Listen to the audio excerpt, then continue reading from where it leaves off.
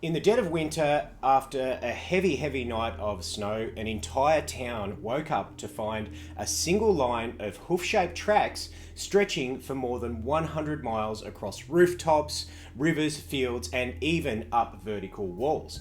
There were no brakes, there were no signs of stopping, and there was no explanation. What could possibly walk through impossible terrain without ever slowing down? It's midnight somewhere, and tonight I have a story for you.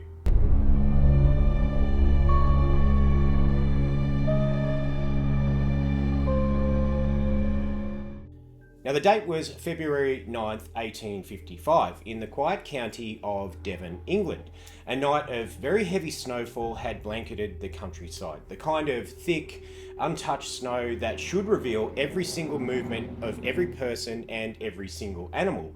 But by morning, people across nearly 30 different towns and villages reported waking up to something that they would never ever forget. A line of single footprints in single file, perfectly spaced, each one shaped like a cloven hoof, about 4 inches long.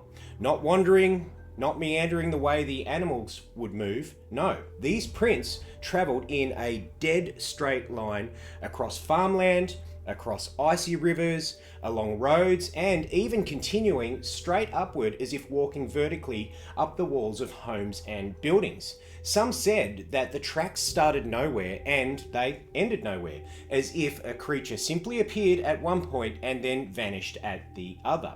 Now, as the reports spread, the scale of the mystery grew.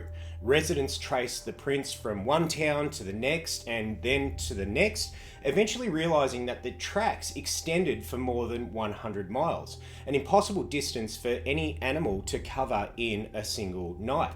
And then came the most unsettling reports, tracks that went up the sides of buildings, across the rooftops, and then reappeared on the other side of the buildings.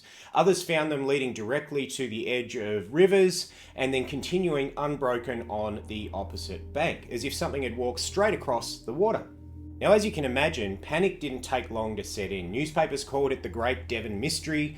Villagers whispered that the devil himself must have walked the countryside, and many refused to leave their homes after dark. Some carried Bibles, some locked their doors and kept their fires burning all night until the morning. And fear spread so quickly that clergy across Devon held emergency sermons telling villagers to remain calm. But even they had no explanation. So over the years, lots of theories emerged. Some of the theories were a kangaroo that had escaped from a travelling menagerie, but kangaroos don't have hoofs and they don't walk in a straight line, particularly not for 100 miles. The second theory was badgers, mice, or birds. Natural explanations were always thrown forward: badgers stepping into their own tracks, mice melting hoof shapes into the snow, birds hopping in a rhythmic pattern, but none of these explain the vertical climbs or the rooftop trails or the distance covered in that one night. Another theory was that it was just plain and simply a hoax.